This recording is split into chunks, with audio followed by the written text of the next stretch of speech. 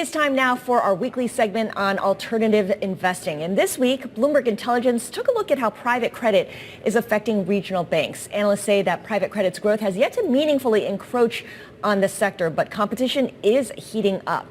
Let's bring in Herman Chan. He is Bloomberg Intelligence's senior analyst of U.S. regional banks. So we know the explosive growth in private credit, Herman, initially took market share from the big banks, and then they kind of figured things out. Talk to us about how it's evolved for regional banks. Right. So we view private credit for the regionals as both friend and foe. So frenemies, if you will. There's lots of dry powder, billions of dry powder that needs to be deployed by private credit. It's going to various areas, leverage lending, consumer lending for fintechs, and in middle market companies. So where there is some competition, but there's not a lot of overlap yet because the regional lenders do tend to be a bit more conservative with their structure and their borrower base.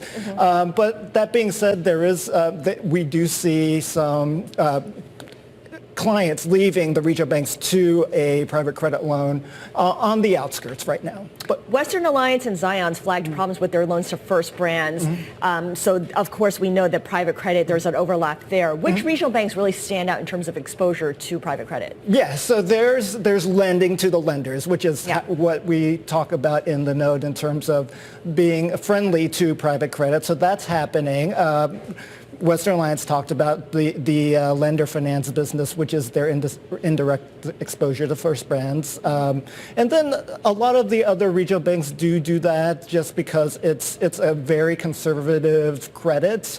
And we're talking about the biggest names in private credit where they use the lending to increase their leverage in their funds. So it's part of the infrastructure and ecosystem within financial services, and something that we are watching closely because it is a growth area for the regional banks.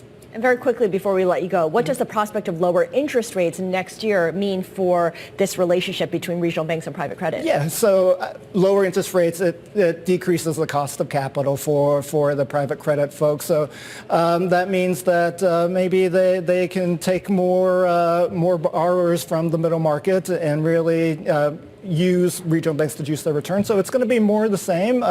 We just see this proliferating, and it really is interesting to see it all shake out as the banks potentially lose clients, but also offer some fee income capabilities to private credit firms and portfolio companies. Yeah, look for new opportunities and to generate revenue. Herman, really appreciate it. Herman Chan of Bloomberg Intelligence.